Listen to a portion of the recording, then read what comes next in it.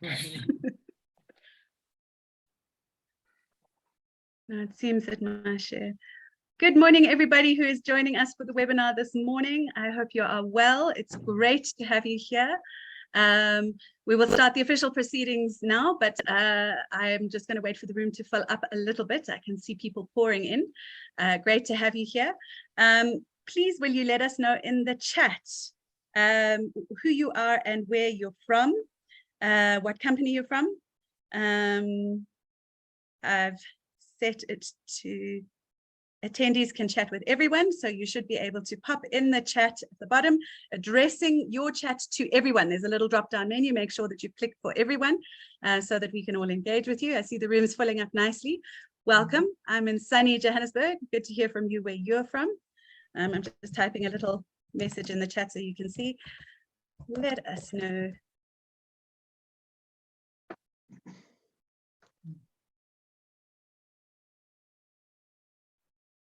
Happy Women's Month. I can see people starting to chat in the chat.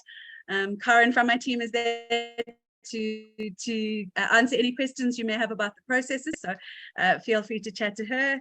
Sonia Kutsia, nice to have you here. Fortunate Mashabela, good to have you. Thank you for joining us. Thanks for participating.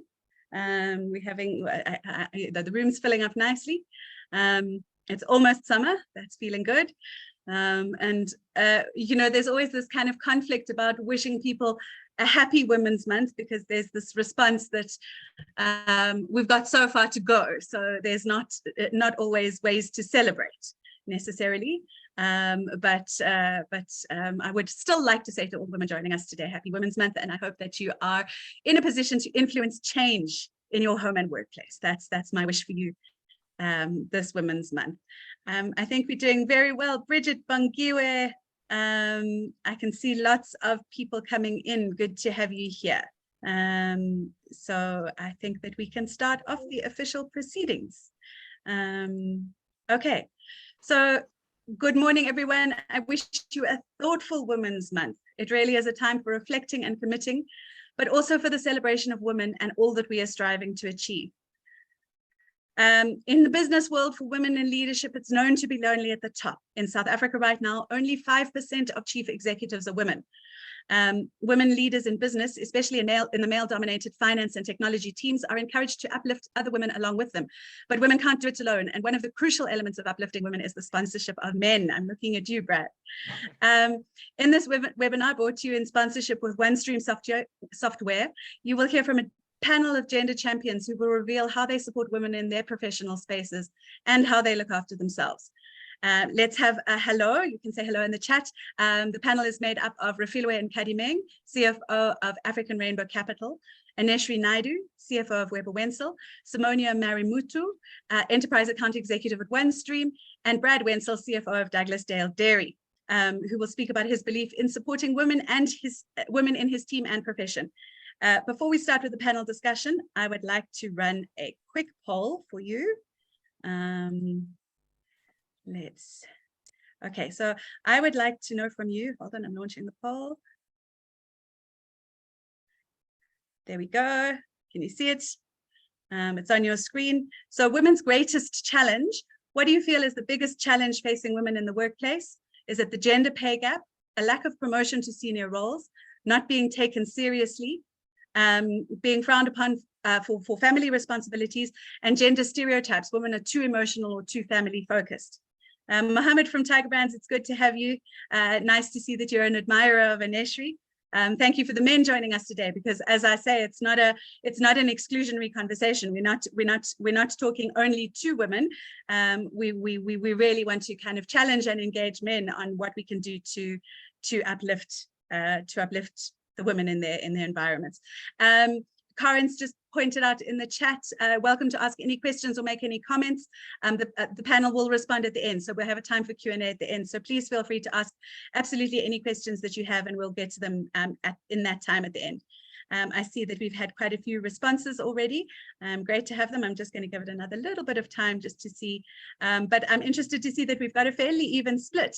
You know, we've got a slight lead in not being taken seriously, but really we've got like 19% for gender pay gap, 19% for a lack of promotion to senior roles, 17% for being frowned on for family responsibilities, and 19% for gender stereotypes. So, although we do have a leader in not being taken seriously, all of those things are pretty much balancing out. I'm just going to give you another 20 seconds, and then we can end the poll, and you'll all get to have a look at the results. But I mean, I think that informs very much what we're going to be chatting about in the webinar today. I'm going to end the poll now. Thank you for everyone who responded. I'm going to end the poll, and let me see. I'm going to share the results so that you can just have a look. So we really are sitting with the gender pay gap at 23%, a lack of promotion to senior roles at 17%, not being taken seriously at 25%, being frowned upon for family responsibilities at 15%, and those gender stereotypes at 21%. So like I said, it's still a fairly even split, but there are a couple of leaders there. I'm really glad to see that being frowned upon for family responsibilities took a little dip at the end, because I think that's an important thing. But yeah, we'll get to that in our conversation. I can see Sonika saying, there should be an all of the above and a sad face. So Sonika, yeah, I'm sorry. Probably that should have been a good point of it, and probably that's the reason for the even split, is that everybody has a sense of the breadth of all of those points. I'm going to stop sharing now, and we're going to launch into our panel discussion. So Aneshri, can you tell us about some of the challenges that you faced in the workplace? Whether it's as a woman or as an individual, because that's the thing about discrimination, is that it's sometimes invisible, right? You might not know if you're being discriminated against because you're a woman, or just because the person doesn't like you. But when you take the sum of it, that we've got only 5% of women in senior executive roles, all of these things are being added together to create discrimination. So, but you tell us about your experience, Aneshri. Thanks, Georgina. And I'm going to take the opportunity to wish all the fabulous women in our teams and families and communities a happy Women's Month, because I agree with Sonika that there is a lot of issues and we have work to do, absolutely. But I think just elevating that awareness and being super deliberate about it in this month and all the months going forward is important. So I think maybe if I start by saying that I think there'll always be challenges in the workplace, given that everyone experiences different challenges in different ways at different stages of their careers. And what's most important with all of those challenges is how you choose to respond to them. From my point of view, definitely the more hurtful, the harder challenges were at the earliest start of my career. So just after I finished articles, and I'm going to share an example with everyone today, what that entailed and pretty much how I overcame it. But I will say this, that sometimes those challenges in the workplace are hard to identify, whether it is related to being female, so gender specific. At that point in time, I deliberated around whether those exclusionary behaviors that I experienced, this feeling of feeling invisible in a boardroom or in meetings or even via emails, not being acknowledged, whether that was because I was at that stage the youngest in the room. There's also the race, the cultural dialogue, and a lot of the times I was the only non-white female in the room, as an example. And so it's very hard to pinpoint what exactly drove those challenges, but what I will say is that it's not a nice feeling. It's not a nice feeling of being in a room and earning your spot in that room or in any conversation, but really not being given a space to voice your opinion, or even when you do, kind of being shunned over or looked over. And so that was a hard time. It was actually just after completing my articles when I went into corporate. And I felt a sense of being voiced over a lot of the time. So in different meetings, in management meetings, in XCOM meetings, firstly, not being asked. And then when I do kind of put my hand up or want to say something and add to a conversation, add some value, put my input into the mix, I was cut off. And that is really, really not a nice feeling. And at the time, I think my initial response was freezing because you don't actually know what to do. And I'm grateful, I will share later on about the specific ways that I overcame it and through a lot of sponsorship and support. But I'm thankful that there were people in the room at that stage that acknowledged those exclusionary behaviors, those limiting behaviors, and really just created space for me to offer my input at the time and contribute to the discussion. Now, thankfully, this particular example is a decade and a half ago for me. And it was exactly, being in a boardroom full of 10 or 15 people at the time. And we were about 5 newbies to the team. And absolutely everyone out of those 5 were asked for an opinion or given space to speak. And I literally was glanced over, like I'm sitting there and, the next person has an opportunity.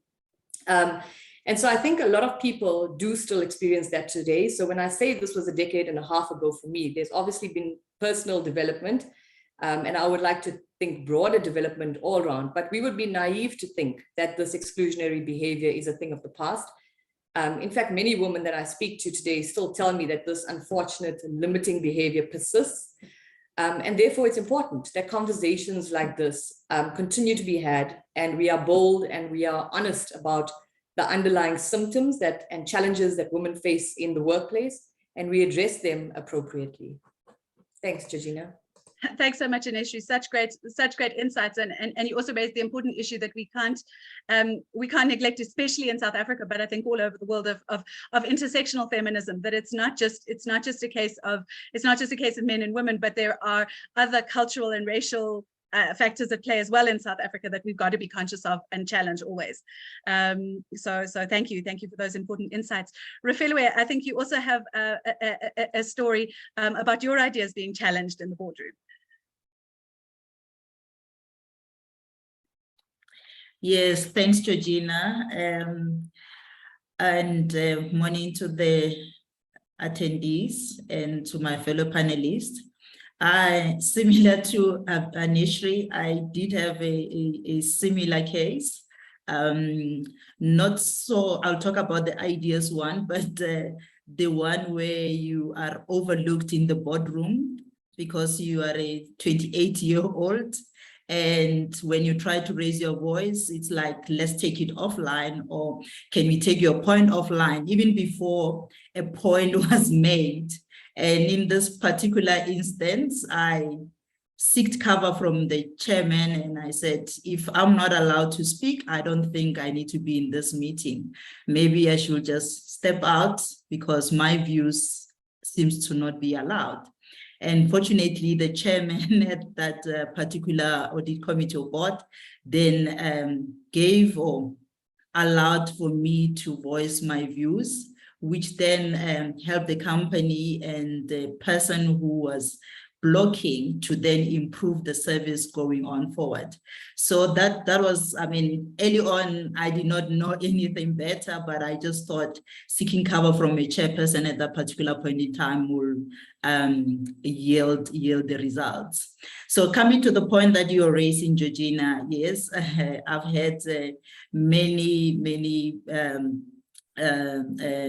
instances of where my ideas were challenged, even to a point where you get told on your face that that will never happen in this day and age. And needless to say that with COVID, we did see how the change that that I was pointing out, that it's something that, from an organization point of view, we need to think about and be ready for situations where it will be easy for people to do business with us.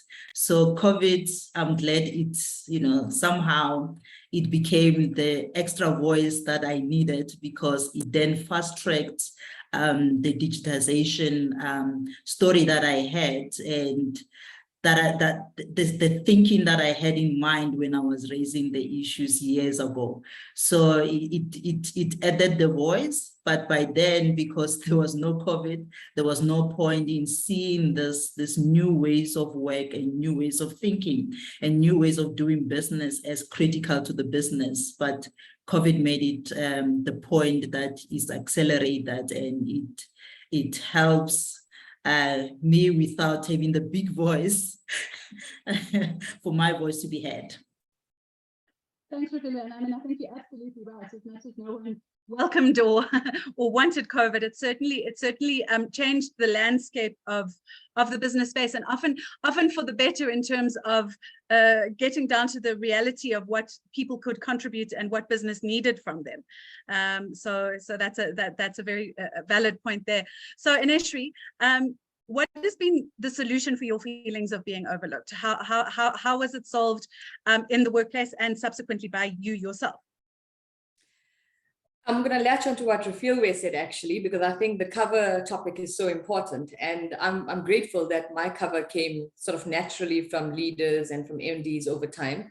And I'm really just recognizing, that without that support, I don't think I would have built up the courage and confidence in time then to be bold and to then stand up for myself and voice my opinion. I also learned a wonderful tactic from another leader, a male leader, who, when he saw exclusionary behavior in a boardroom, called it out then and there, and then got to a point where if there was just this invisible behavior coming through and this really restrictive, limiting behavior pervasive in boardroom, and he was not getting his point across that you need to include an Ineshri or person X, Y, or Z, he would literally look a person in the eye and go, anyway, and then move on and go and include somebody in a conversation. So he would say, so Ineshri, what do you think about that? Remember that day we spoke in the corridor and you had this amazing idea. Can you share with the rest of the team? And so I think just being able to be given that opportunities were important. And that was sort of earlier on in my career. But I think as you gain confidence in your delivery and you have this cadence of excellence delivery, and you're deliberate about networking and also showcasing your delivery in informal forums, whether it's networking with connections so that they know what your capabilities are. In the session of a boardroom kind of setup, you are then called on and you can actually just sit at the table, lean in and provide that insight. Of course, the cherry on top is when that insight translates into tangible benefits like profits and ESG alignment goals, etc., and doing the right thing for your people. And so the rest is all kind of history because you've now got this, benefit of coaching, sponsorship, mentorship, endorsement, delivery excellence coming through. And that's my personal kind of journey. I'll flip that narrative to say that that's converting the challenges then into personal opportunity. And it's not a finite kind of journey for yourself because in parallel, while you're flipping those challenges into opportunities, you've got to be deliberate to create those spaces for others to have the space and the medium and the endorsement and sponsorship to voice their opinions. Because we all know that we were talking about the diversity and the gender-specific diversity element here, but diversity in all its form, when combined together, is what creates that magic. And so if you're not creating as a leader, as a manager, those opportunities, then we're failing our people. And then I think just to extend the dialogue, I think keeping things informal and social is so important. So it's one thing to say to create, formal coaching and mentorship initiatives. It's another thing to kind of walk the talk and be deliberate to engage with women going through challenges, to ask them what is it that they're facing that they need support on, and then to address that in a very deliberate fashion. That's great, Ineshri, and I think that you and Rufila are singing from a very similar playbook, which I think actually shows that that we really women executives do often have a very similar lived experience and ultimately end up with hopefully a similar approach to bringing others along with them. So Rufila, can you also touch on how the sponsorship, I mean, obviously mentorship from any person, a woman or a man, is valuable, but the sponsorship of men can make a huge difference to how you are able to claim your success. Thanks, Georgina. I think for me, it will have been something that happened early on in my career, and it was being trusted first and foremost. I remember my first boss or my second boss giving me the opportunity to do a system implementation without having any knowledge of doing that. I think the only knowledge that I had was what I had learned in adversity in second year, which was a 6 month course. computer studies. That's all that I had, but I had a belief that, you know, I can do this and it will be a success. And I did not realize what that was building in me up until a few weeks ago. I asked some of the people that I worked with in terms of what did they learn when they were working with me. And to my surprise, I learned that they actually learned to trust. They enjoyed being trusted with responsibilities. And I could only credit that to the fact that I was probably given those responsibilities at a young age without being questioned whether I've got the experience or not, and I made it work. And when I do the same to others, it doesn't feel scary. I don't think of failure. I think of, you know, if there is failure, we can be able to solve it, because I was given a chance to try and I made it.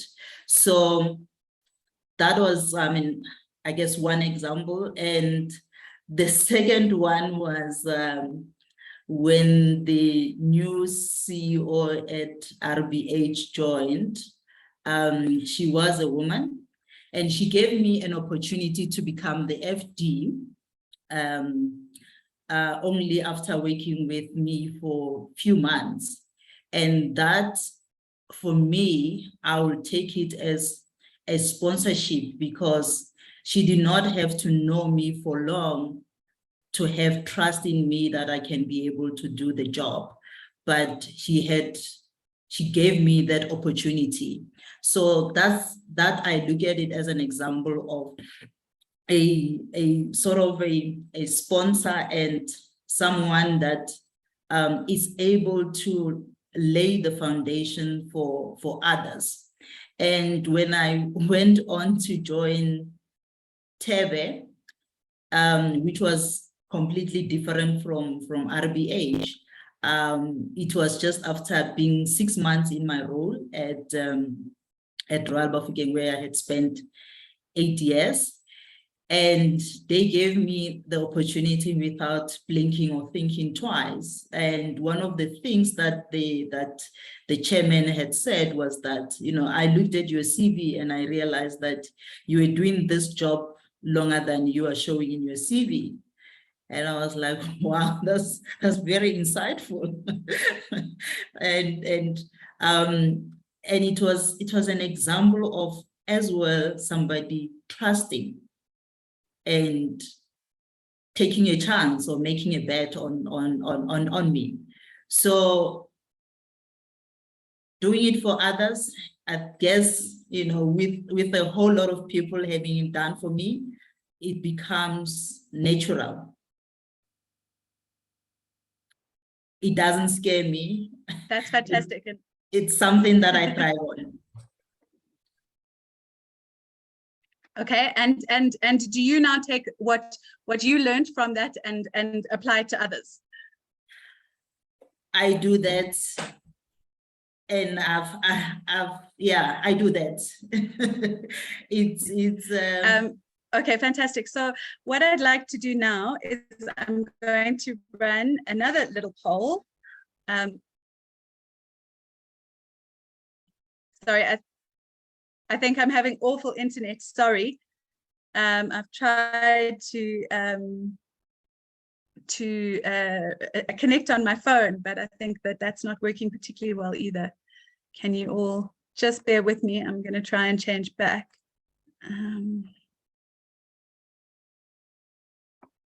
Seems like the internet's gone down in my area altogether.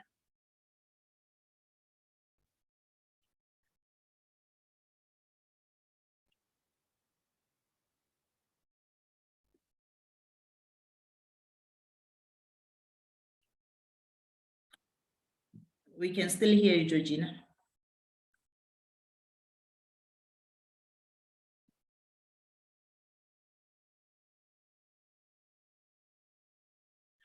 Okay, apparently you can hear me. Thank you, Karen, for letting me know.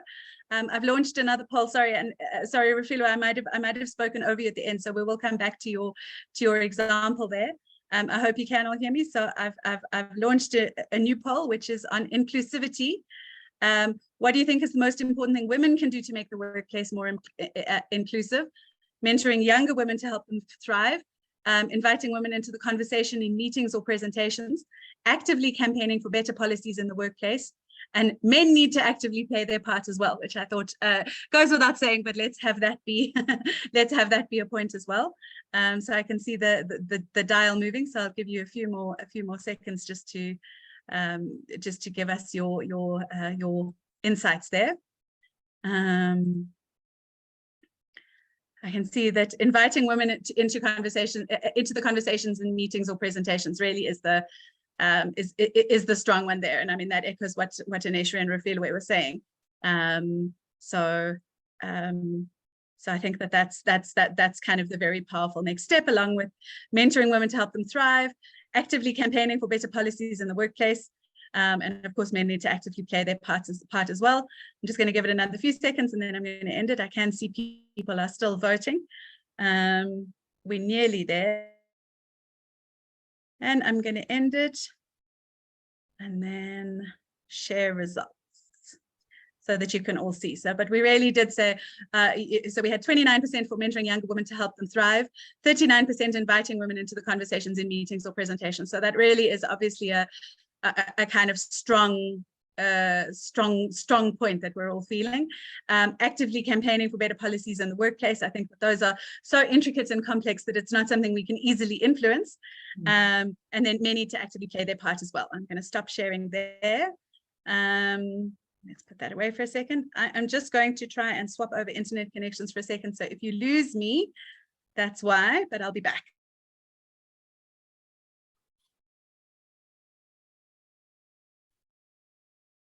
Okay, it says I'm connected and secured. So can you hear me?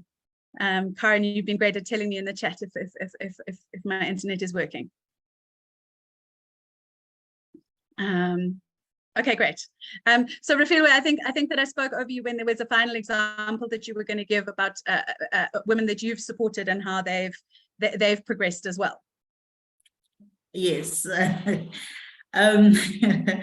I do have examples. There was one lady that I saw when she was doing articles, and I told her that I like how you think, and I would like to work with you one day. And I think she brushed it over.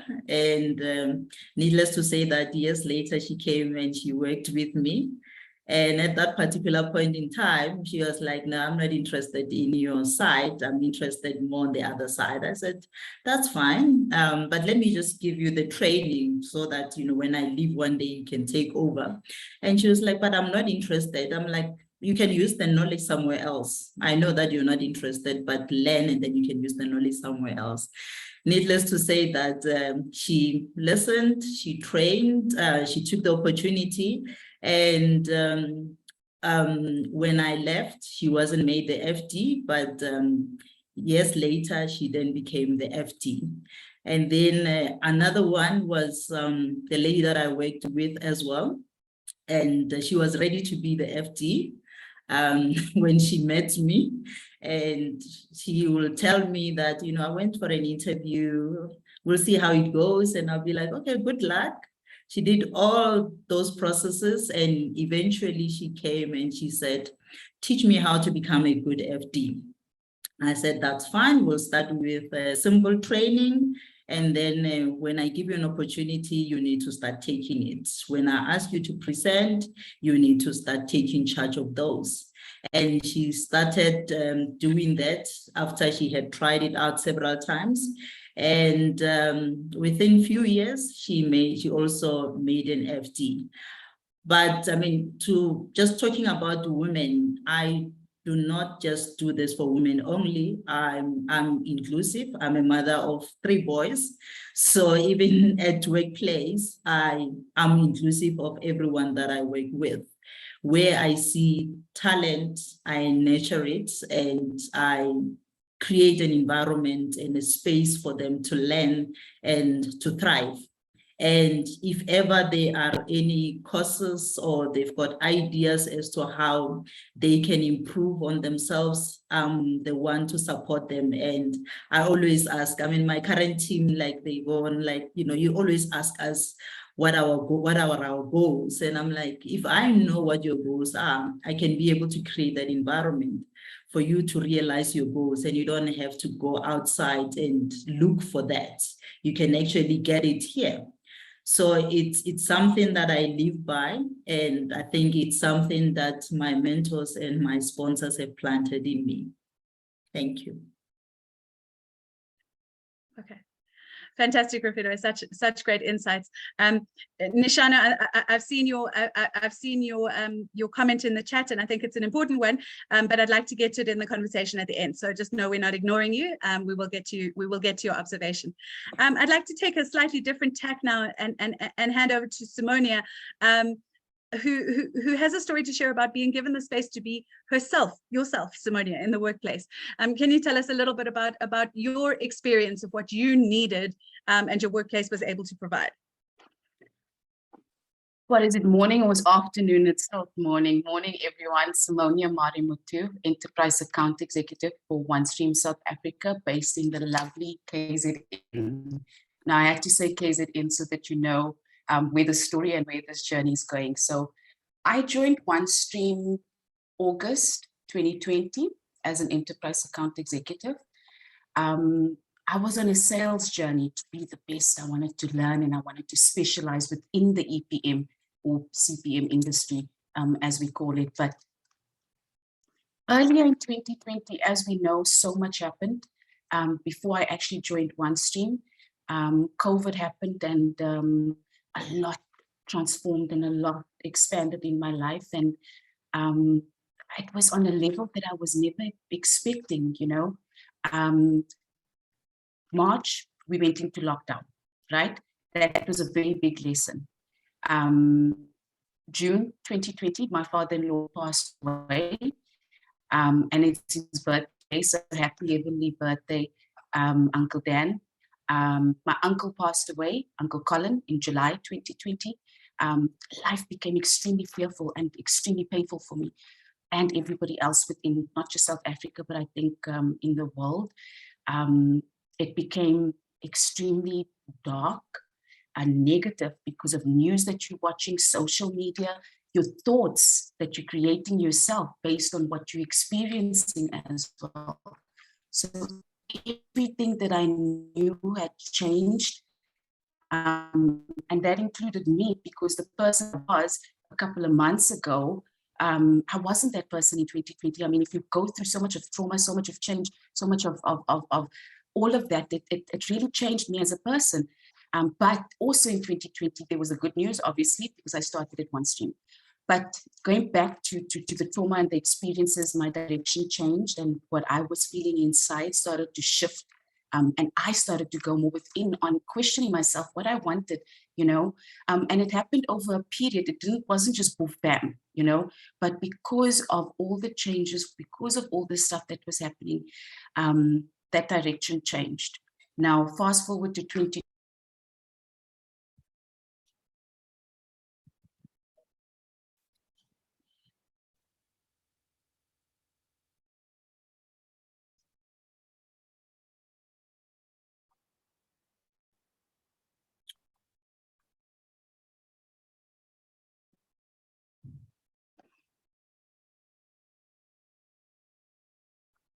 Someone is saying in the connection that in the chat that they seem to have lost Simonia.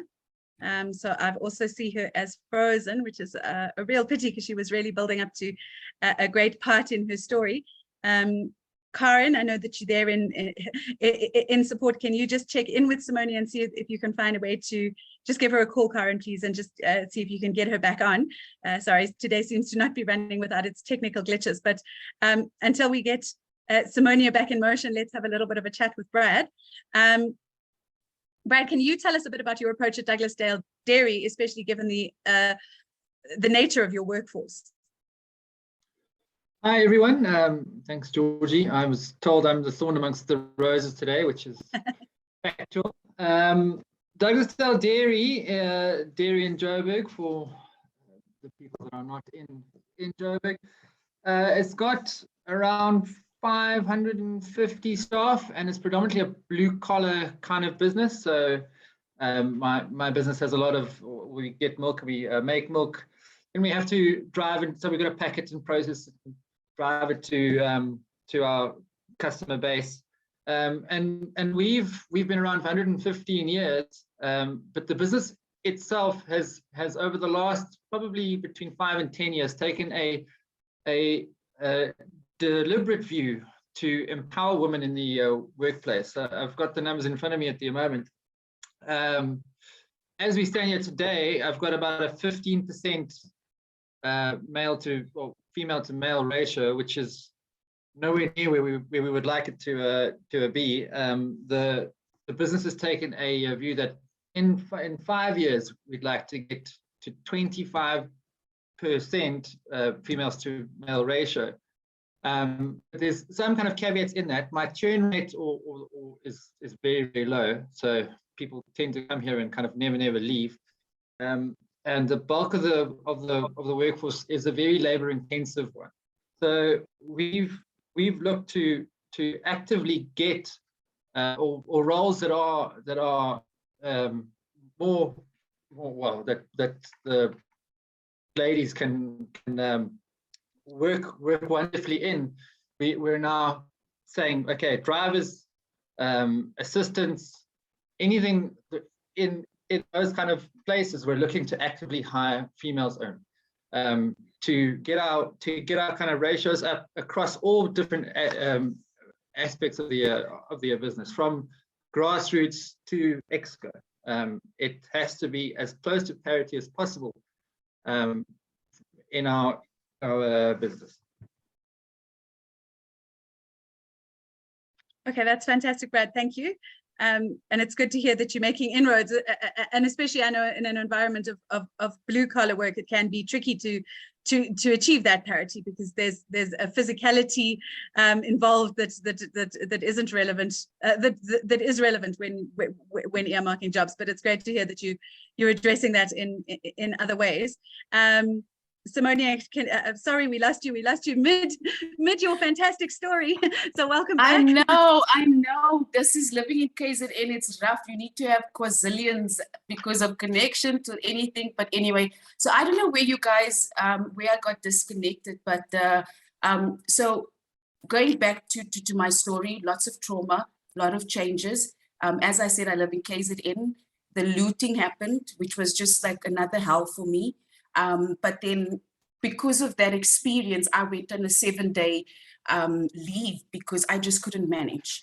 I was given leave by the organization, and I went on this journey, a deep healing from what I was experiencing, and I needed to get myself out there, okay? I needed to get myself out of that dark place, and I got myself out of it. But to put the cherry on the cake, still in 2020, we then get flooding.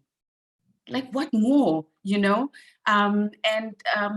That was, again, just a whole lot of more sadness, a whole lot of anger, rage, emotions, and just a whole lot of different things that was coming up. But with all of this, the life lessons and the experience that I was going through, I was questioning myself, and I needed to find out, okay, this is not where I want to be, and I needed to remain still. So by remaining still, I asked myself, and I could hear and I could listen, that my values had changed. You know, with all of these lessons, as I said, I continued to listen, and what I knew was that my career was going to change, and what I wanted for myself was different because of what had happened during 2020. I then understood, and I needed to listen to my heart, and I was honest with myself. I approached management in 2020, and I shared these feelings, and I was honest to say that I joined this organization, but now things have changed for me, and what I'm feeling and the direction that I want to go for my life is completely different. Now, my VP, Raymond Roth, this took him extremely by surprise, because with an extremely healthy pipeline, with deals on the table to close, I mean, I'm not bragging or anything like this, but we really have a great product. So there's major companies within South Africa, around the world, that is now seeing the value, you know, of shifting to a true unified platform. But to get back to Raymond, he did think that I was joking at first, but that wasn't the case. For the first time in my life, I felt empowered to be honest, not just with myself, but with the organization, to say, this is where I'm at. And I'm proud of myself for listening from a place of love, from a place of abundance, not from a place of lack and not from a place of fear. Because I had changed, and going to management could have meant, oh no, we don't have space for you. My observation with this whole experience was that he listened, and he wanted to understand my reason for wanting to change. He then supported the move because what I wanted, I was following my heart. It wasn't what anybody else had for my life, but what I wanted for myself. So on the 1st of October, I officially stepped into my new role of Customer Success Manager for OneStream South Africa, because my company supported me and valued me, even if that meant changing roles or changing directions. The reality is that we weren't parting relationships, you know, because I wanted something different. They supported that. And they wanted to see me become more of who I was. So it's very exciting. I've got so much of gratitude for not just for this organization, but for the opportunity that I now have to be me, to live and fulfill myself, but I get to do that with our customers. And I get to share that value with them by helping them transform, by helping them see the value of OneStream and a unified platform. For me, it is important about putting people first, and that's what I'm doing. You know, OneStream gave me an opportunity, even though I joined the organization for another role, and then during my first year, things happened, but it was okay. And I felt safe enough, I felt empowered enough, because that's what the organization's culture is that we create that. So that was my journey, and I'm extremely excited for this new chapter of becoming more of who I am. And it's okay for people to change, and you know, don't be afraid to put your hand up and say, I'm feeling different, or what I was, or what I, you know, wanted for my life is different now. It's okay. Simone, people are loving your story. I'm seeing such great feedback in the chat. People saying that they can relate. It's inspiring. You go, girl. You've got a wonderful attitude. I think that you know, we can even take it a step further, because it's not just about the it's not just about finding yourself in the workplace. It's also about finding balance. I know with another aspect of yourself that you express over the weekends. So can you share just that little bit of extra, that little extra push into finding balance that you live? So I mentioned that I'm following my heart. I believe when it comes to making very important decisions, this gets done from the heart. That's the journey, and that's been my experience. And whenever I have something extremely important to do, I do it from the heart. But I'm intentional about it. I'm intentional on what I invest my time in. I'm intentional about the energy and the relationships that I invest in. So being the change I wish to see in the world, that for me has been extremely important. And that's a quote that everybody knows by Mahatma Gandhi. It's being the love to myself first, and being the light, right? By understanding, by having compassion and having empathy for others, because everyone is on a different journey, right? And by listening. So for those that know me, and yes, you know, I'm in the finance industry, in the technology industry, but I'm also a qualified Reiki practitioner.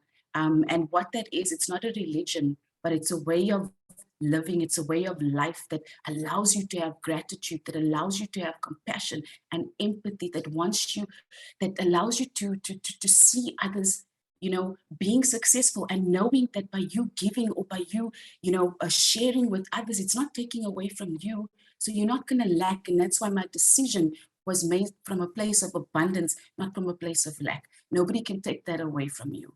So have gratitude in everything that you do. And this allows you to spread your wings, because the little that you have, you will be grateful for it. I am different and I embrace my difference. And that's what people should do also. Learn to embrace yourself by loving yourself, trusting yourself, and also very important, forgiving yourself, because sometimes, you know, we go through things and we do not forgive ourselves.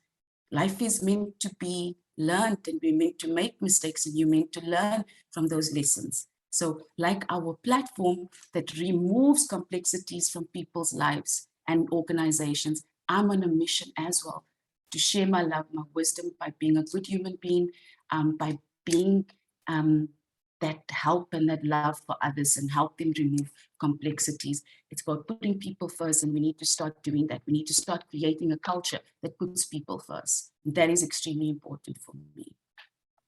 Simonia, that's great. And as you say, you've got lots of great feedback in the chat. So it's good to hear that people really resonate with that authenticity message. So thanks for sharing. Brad, you've told us a lot about Douglasdale Dairy's broader approach to creating an inclusive environment for women. I'm also interested to hear about it from your view. So what is your personal view on uplifting and including women positively in the workplace? Well, Georgie, the challenge that business has, I think, as a whole, is women are often overlooked in the boys' club that is business, and in doing so, there's some kind of houding, or which is a good Afrikaans word, that ladies need to be treated with kit gloves. Now, in my experience, I find women to be the most resilient, inclusive, wonderful people to just have around in general.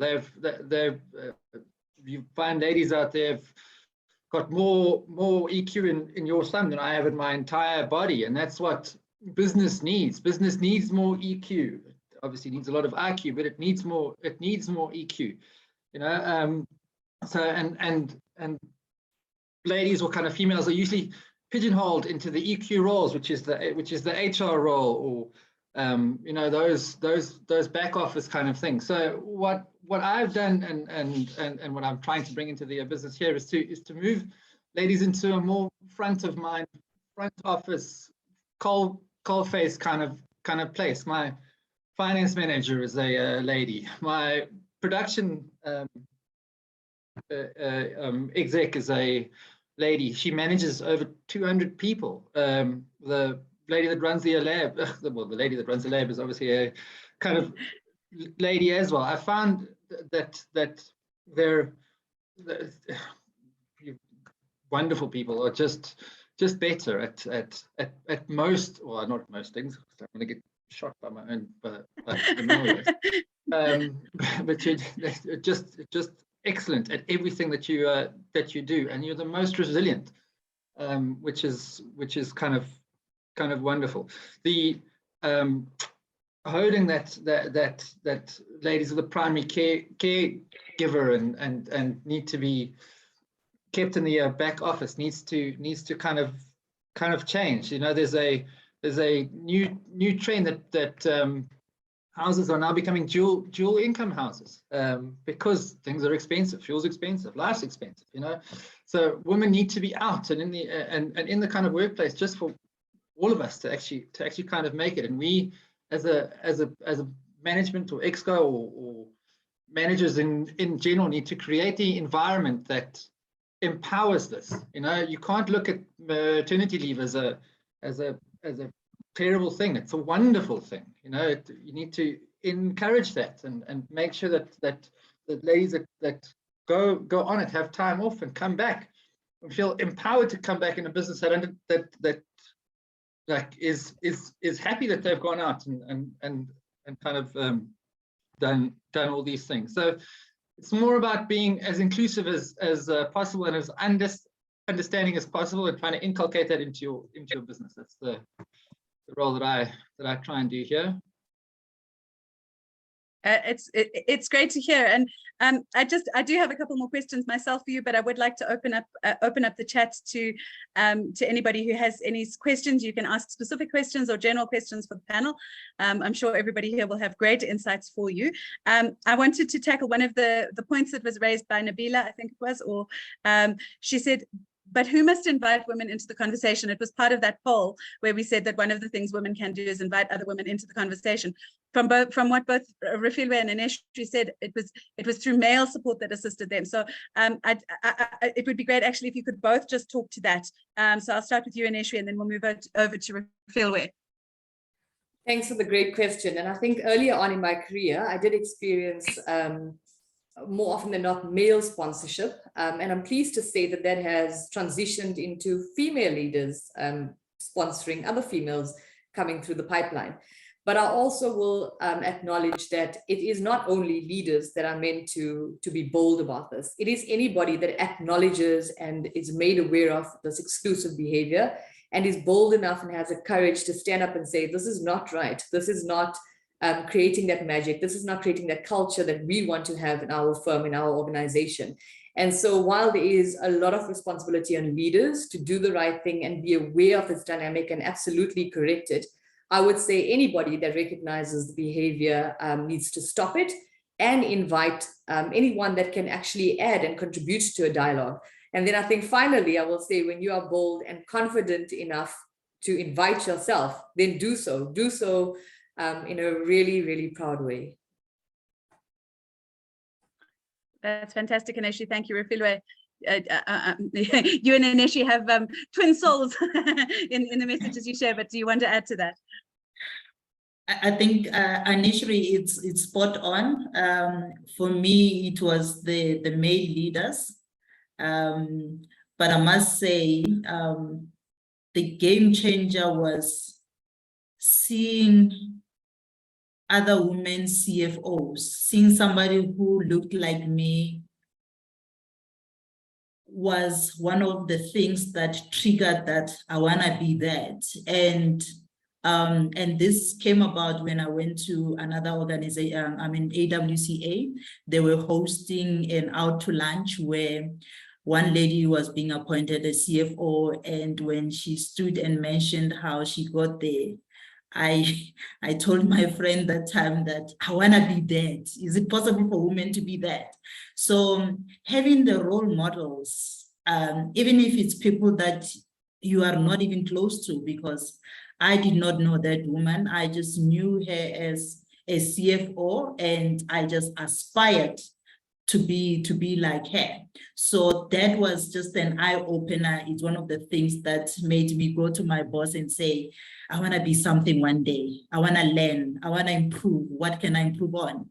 What is it that I'm still lacking? You know, it drove such conversations, and I became, I think, the driver that my boss needed at that particular point in time, because I was waiting for him to tell me what to do. But when after seeing that, I started being the other person now, saying, what next can I do? What do I still need to learn? What can I help with? So those are some of the things that I think are really, really, really, really help and change mindsets. Okay, fantastic, Refilwe. And we're getting quite close to the end. Anyone is still welcome to ask questions. I'll spot them. I'll spot them while we chat. But I think let's do a round robin. And we've spoken broadly and about our individual views, but almost like that poll I ran. Let's look at what you think can be done in each workplace. The kind of top 3 things that can be done in each workplace to as steps to making those workplaces more inclusive. So Simonia, let's start with you.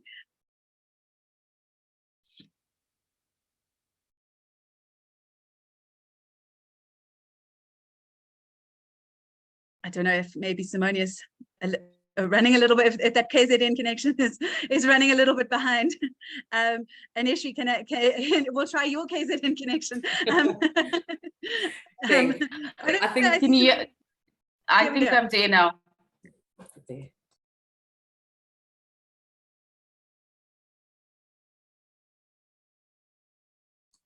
think she's frozen again. Look, from a Thank you. OneStream perspective, we've got a culture of putting people first, and one of our programs, we've got 7 core values within the organization, and it's on valuing everyone, lead with care, demonstrate kindness, work smartly, keep learning, be humble. But to see those values in action, we've got a wellness and priority program. We also celebrate diversity. And to give you an example of such, an example is we as employees, we given and we empowered to share, to come up with ideas. And we believe that having different perspectives makes OneStream a better organization. And that's why we've got employee resource groups. I mean, one of my colleagues who had an idea took this to our VP of Diversity and Inclusion, Martha, and together with other colleagues, they gave birth to One Pride, where One Pride is a group of OneStreamers who are passionate about creating an inclusive environment where people can identify as lesbians or gays, or bisexual. This is just an example where everybody can be included, but we are creating opportunities where people feel safe, like myself, to say, hey, what about this idea? Or, I believe we can make a difference in this area. Or, let's celebrate this. And that's just how OneStream is always empowering and giving us the opportunity to expand our skills and give back to the world and our communities as well. That's fantastic, Simonia. I did want to do a round robin, but we've had such a great question from Keshia, who said, Refilwe mentioned she has opened up conversations on awareness of her people's goals to help them achieve their aspirations. What would be the steps to navigate to leadership roles while wearing other hats, wife, mom, professional, etc.? So it's the age-old having it all or balance question. And I think that Refilwe and Anesha are both moms, so they can they can tell us about this kind of balance. So Refilwe, she addressed it to you, so let's start with you. So yeah, how do you find that balance, or how do you wear all those hats? Thank you, Keshia. I think for me, it was always about learning from the ones who were ahead of me. I once attended an event where one lady said, I've got 3 boys and I'm a CEO of a company. And I did it all. But I did not do it all without help. I've got help at home and I've got support system at work. And with that, I got an inspiration to then say, I need to continue having a family and still continue climbing the ladder. Because before that conversation, I always had this idea that you either have to have one or the other. I had 1 child and my plan was to climb the ladder and then I'll see having other kids after 40. But with what that woman had said, it gave me a perspective that this can be possible. And from then, I think I went on to have, I now have 3 boys and 1 girl. And the others, I had them while in executive positions. And it wasn't easy, but I'll credit the support that I get at home from my partner and from the lady who looks after my children. She loves them. And also I make sure that, whenever I get a chance over the weekend, I spend as much time as I could with them. But I do have the support system that enables me to do the work that I do. And I don't think it will have been possible without their support, and also the support at work that allows or create the environment that enable for building a family and as well as growing in the work environment. And that is very, very critical. Okay, great. We've got so many kind of threads going on that I'd like to just reset and start another hour, but we really do have to come to the conclusion. Aneshri, I would like you to just chip in on that because I do think it's such an important question. And then we'll wrap up after that. I think, yeah, Rafilwa has definitely said it all. The support structures are super important. I think you also just have to look at yourself. And I know we're speaking a lot about multitasking, and there are additional pressures, especially I believe on women to be the best in all avenues. But we've just got to also just stop as women, look at ourselves and be selfish to be selfless, recognizing that we can't be everything to everyone. And if we don't take time out, if we don't actually put ourselves first, we can't be the best at everything else. I think it's super important to create boundaries. I think you should be super grateful if you work in teams and firms that support flexible working, remote working, when you have amazing leaders that sponsor you and give you a voice. Appreciate that, embrace that, but also just look to yourself to create your own space and your own bubble where you are protecting your self-worth and preserving so that you can be good for everyone else as well. Okay, fantastic. Thank you very, very much. Brad, thank you for being the thorn among the roses. You did a sterling job. It's great. And you know, as much as we've touched on, you know, women can uplift each other, but we absolutely need the men. And I think another thing that often also emerges is that policies that are inclusive of women in the workplace are actually also inclusive of men. Companies that are respectful of work-life balance and family values and things like that are actually better places for men to work as well as women. And I think that that's such an important thing to remember. This isn't women's fight alone. So thank you all for sharing your insights, because I think it really gives a beautiful shape to what the humane workforce of the future will look like. Thank you very much to Simonia from OneStream, or thank you to OneStream for partnering with CFO South Africa on putting out this webinar. It was great to have you here today. Really such great engagement in the chat. So thanks to each of our panelists, and thanks to each of our attendees. It really has been fantastic spending time with you today. Bye-bye, everyone. Thanks a lot. Thanks all. Bye, Cheers. guys. Bye. Thanks. Bye.